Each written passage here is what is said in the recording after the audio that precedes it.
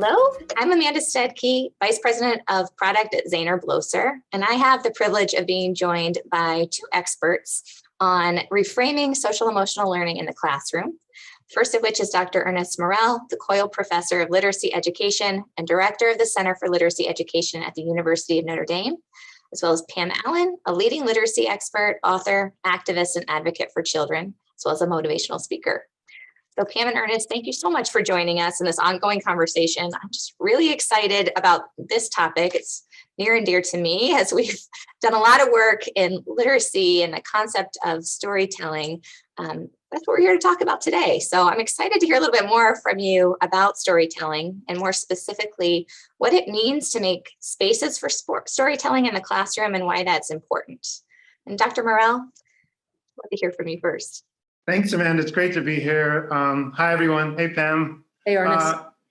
Storytelling to us is really important for a number of reasons. First, you think about what it means to lift someone up to the position of storyteller. It's always a really valued and revered position in the community. In the classroom community, students are often receivers of story. Right? There are picture books, there are chapter books, there's curriculum. And so you're given a lot of stories, but you're not always given a space to tell story or to share story. So when a classroom becomes a place where I know I'm going to be able to tell my own stories, I become a better consumer of those other stories. As Pam will say, like reading is breathing in and writing or speaking is breathing out. If I know that I get to share my stories, I become more curious about other stories. It's also a great place for me to say, this is what matters to me. This is what is valuable to me, to others in that community, so they get to learn about me more.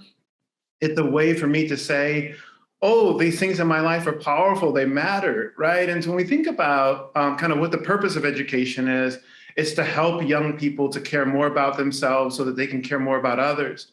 If we care about young people's stories, we, one, affirm them as individuals in the community, but two, we set them up to be people who are going to value the stories of others down the road.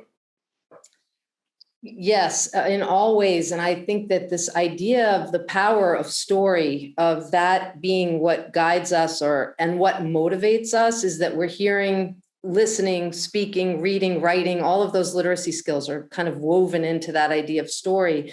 And one of the things I think for all of us, for me, I feel very inspired by children's book authors and young adult authors who have manifested stories in great detail and in structures that actually our students can follow and be inspired by. So the storytelling they do, then they can look to those structures and say, I can find myself in that structure. I'm going to place myself into that storytelling structure. So, what does Carmen Agrediti do when she tells a story? I'm going to try to do the same thing she does.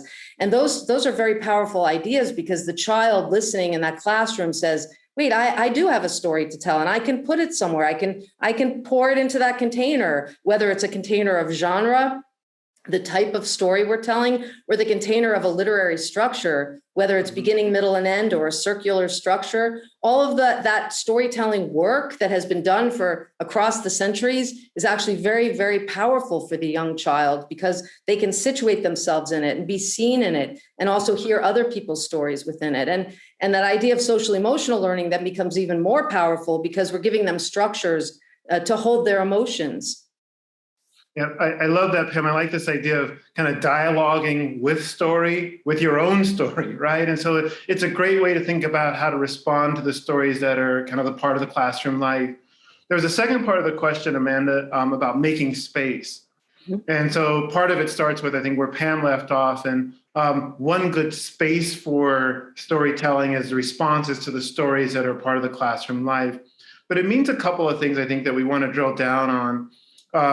How do we stop and pause and ask the kinds of questions is one, right? So a lot of times stories begin with a question, what would you do? Or, what do you like?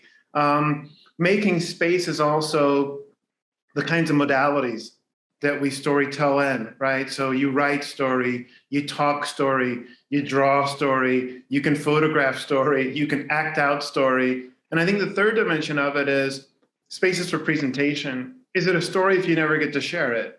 right? So we have to have, stories telling time, right? Story time. And if we have more time, Pam could tell you all the amazing ways as an educator, she's by far my favorite educator in creating spaces for story sharing. But we have to ask the right questions. We have to open up the modalities. And we have to create the time for students to hear one another's stories if it's really going to be an environment of storytelling. Thank you both so much. For our audience, we do have some more information, including a Joyful Beginnings PDF with some actionable ways that you can reframe social emotional learning, including integrating storytelling into your own classroom, some additional videos with our experts on our Zaner-Bloser website. And we really look forward to the opportunity to share stories with you as we're going forward. So your students' stories, your classroom stories, share them with us. We'd love to hear them. Thank you all.